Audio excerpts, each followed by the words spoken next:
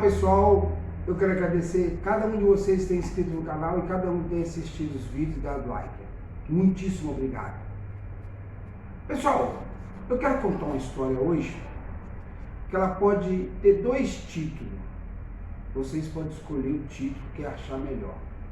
O pagamento com o neném ou o filho da ingratidão. Vamos começar essa história. Essa história é um homem que trabalhava numa multinacional.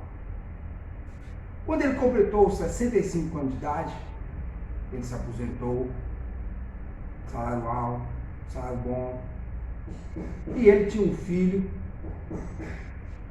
aproximadamente 40 anos de idade, um filho que tinha um cargo bom numa empresa, e esse filho ficou desempregado. E nesse período que esse filho ficou desempregado, o pai dele, num período de 8 meses, bancou toda a despesa do filho, porque o filho tinha um netinho, o menino já estava com 6, 5 anos de idade, e era o amor daquele senhor, que esse senhor amava aquele menino demais da conta. Então ali ele ficou sustentando a casa toda. Quando passou-se 8 meses, aquele homem chamou seu filho e falou assim: meu filho, você está com dificuldade para arrumar emprego, você arruma alguns empregos, não serve para você, porque você estava acostumado com um salário maior. E eu não estou reclamando de pagar o aluguel, pagar toda a sua despesa não. Mas eu estou morando sozinho, que você sabe que sua mãe morreu faz algum tempo. E para que eu vou bancar a despesa lá de casa e bancar a sua? Você não achava melhor você, sua esposa, meu neto, ir morar lá em casa, que a casa é muito grande, casa muito boa, e para diminuir minha despesa? Não, porque aí eu vou fazer uma despesa só, em vez de fazer duas. O seu filho imediatamente falou com a sua esposa, que imediatamente aceitou, porque a casa do seu sogro era uma excelente casa, era quase uma mansão. E eles mudaram para essa casa. Quando aconteceu isso, esse senhor estava com 66 anos de idade, tinha acabado, tinha aposentado há pouco tempo, tinha casa de aluguéis, apartamento de aluguéis, e ficou lá. E aquele filho, um período de 5 anos, não trabalhou. De vez em quando o pai dele perguntava: pai, eu coloquei um currículo ali, fiz a entrevista, mas a entrevista não me interessa não, ganhar 3 mil, ganhar 4 mil, isso não me interessa e tal. O pai dele não incomodava com aquilo, porque o pai dele tinha muito boas condições financeiras, e assim ficou. Quando completou 5 anos, com aquele filho morando na casa do pai, sem ter um centavo de despesa, é claro que o velho, esse senhor que eu estou contando no caso, não importava, porque ele amava aquele neto demais, e agora ele tinha todo o tempo para estar com aquele neto, para levar aquele neto na escola, para buscar, para passear, para parque, tudo quanto é lugar, aquele senhor levava aquele seu neto. Os dois eram uma companhia um do outro, e ele amava muito aquele menino, então ele estava incomodado com o seu filho trabalhar ou deixar de trabalhar. Mas sucedeu, quando aquele senhor fez 70 anos de idade, ele teve um princípio de derrame. Ele teve um AVC. E nesse AVC, ele foi para cá, saiu do hospital, depois de ficar no CTI uns mais de 30 dias, ele foi para casa. O filho dele imediatamente contratou uma enfermeira durante o dia, uma enfermeira durante a noite, R$2.000 cada um. E aquele enfermeiro ficou cuidando daquele senhor. Quando passou exatamente 4 meses, aquela mulher, a nora do velho, falou com o filho: por que você não pega seu pai, que está muito doente, nem conhece nada, não interna no asilo, porque esses R$4.000 que você está gastando, economiza. O filho falou: mas esses 4 mil não é meu não, eu estou tirando da aposentadoria dele, não é meu dinheiro não. Não, mas era melhor você fazer isso, melhor você internar ele no asilo, porque ele está muito mal. E aquela mulher começou a bombardear aquelas ideias, de internar no asilo, até que aquele homem foi e pegou o seu pai dentro da sua casa. Pai esse que já estava pegando a aposentadoria, todos os aluguéis, e internou num certo asilo. E falou para o filho, para o neto, que tinha levado para o hospital. Aí passou, e todo dia o neto queria visitar, Quando chegou no domingo, não teve jeito, o neto incomodando. Não, você tem que me levar no hospital, porque meu avô já tinha saído do hospital, meu avô já estava em casa, e eu quero ir no hospital visitar meu avô. Aí no domingo me levaram. Quando o neto chegou lá, viu o asilo dos velhinhos. Falou, só aí. O menino tinha 10 anos de idade, mas o menino de 10 anos, ele não foi pai, mas só falou que meu pai estava no hospital, aqui é asilo. Mas tudo bem. Aí o netinho entrou e visitou o seu avô, que não estava muito bem, que estava com dificuldade, perna direita, tudo, dificuldade de locomoção, perdeu assim a sua faculdade. Ele estava ruim. Ele estava muito doente.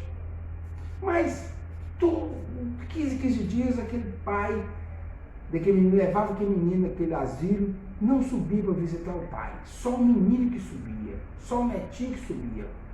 E aquilo foi acontecendo, passando meses, 3, 4 meses, até que um dia chega um homem lá na casa desse velho, e o seu netinho estava na calçada, perguntando por ele.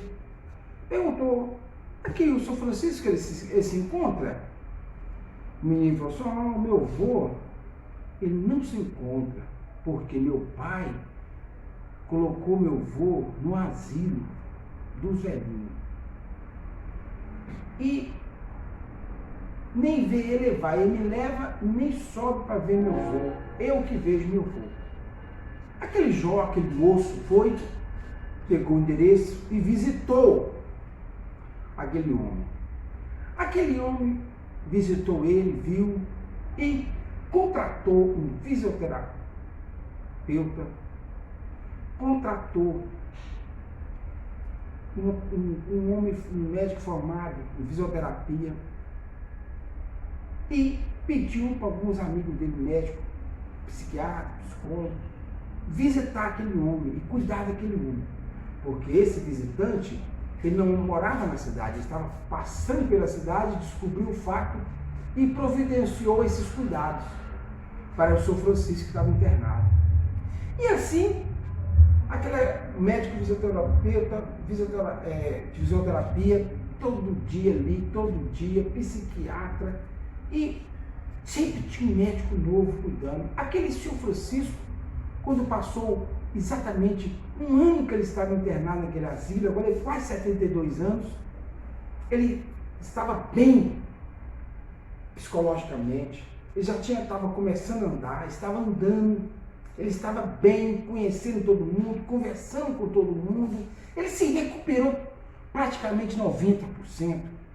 Não estava melhor por causa da idade, mas ele já andava, ele não precisava de ninguém, ele já mexia os braços, mexia as pernas, tudo que estava paralisado foi sarado.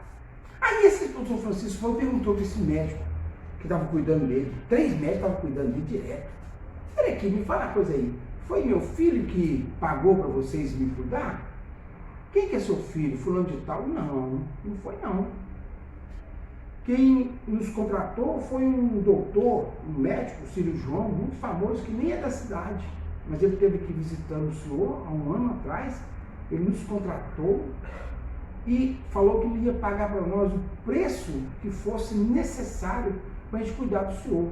Só que quando nós perguntamos para ele por que ele estava fazendo isso, nós desistimos de cobrar, só fazendo voluntário, porque ele quer pagar toda a despesa, nós não quisemos receber, nem eu, nem o médico psiquiatra, nem o psicólogo, ninguém quer receber. É mesmo? Quem que é ele? Doutor fulano de tal. Mas não estou lembrado quem que é não. O senhor deve lembrar sim. O senhor lembra um jovem que o senhor, há muitos anos atrás, 3 estudantes universitários de medicina, que alugavam apartamento que pertencia ao senhor, um prédiozinho que era do senhor, pertinho da casa do senhor, um deles estava saindo com a mala O senhor perguntou se ele ia viajar, o senhor falou, não estou indo viajar, eu estou abandonando o apartamento porque o meu pai está desempregado e eu não posso pagar minha parte com meus 2 colegas de apartamento. E o senhor foi e ligou para a cidade desse jovem, confirmou que o pai dele era uma pessoa boa, honesta, que estava desempregado. O senhor mandou o jovem voltar e foi na imobiliária, deu um desconto exatamente do valor que aquele rapaz ia pagar para ele continuar morando. E aquele jovem continuou morando, senhor Francisco, mas só que ele formou em medicina, é um grande cirurgião fora da cidade. E ele veio visitar, ele veio aqui na cidade só visitar o senhor e agradecer. Chegou aqui, o senhor Neto falou com ele que eu estava internado aqui, ele veio cá, examinou o senhor, fez vários exames e pediu. E nos contratou. Só que quando ele contou essa história, nem eu quis cobrar, nem o outro médico quis cobrar, ninguém quis cobrar. Agora que o senhor está bom, é para nós avisar para ele. E assim foi feito.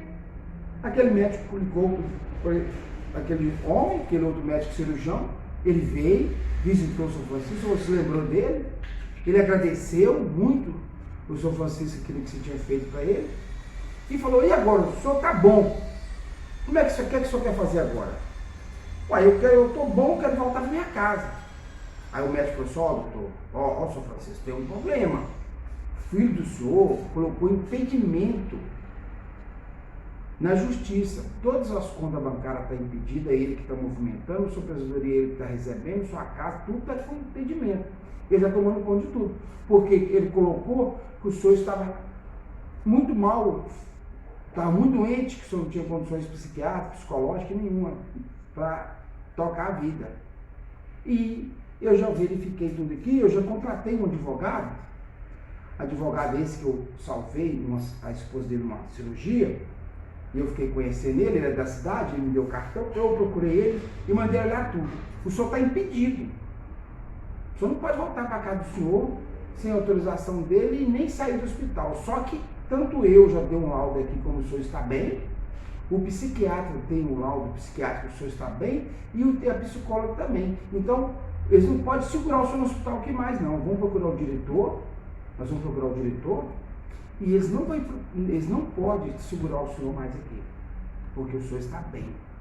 É assim procurar aquele diretor daquele hospital.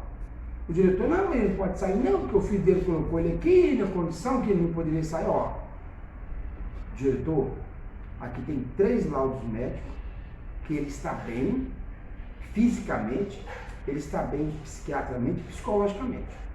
Ele não precisa ficar internado aqui, porque ele não tem necessidade.